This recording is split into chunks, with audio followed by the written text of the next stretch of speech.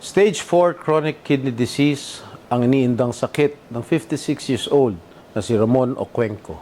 Pero dahil kapos sa pera, hindi niya matustusan ang araw-araw na gamutan na umaabot ng 13,000 kada buwan. Si Ramon Oquendo ay nakatira po sa Naga City, 56 years old. Sakit ko ay chronic disease, stage 4. Humingi po ako ng tulong, financial po. Bili po ng gamot.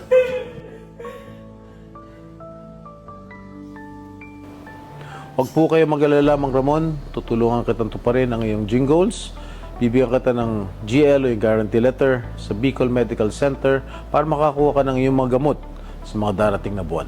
Pero dahil urgent ang iyong pangangailangan, papadalan kita ng 10,000 para mabili mo ng gamot na kailangan mo ngayon.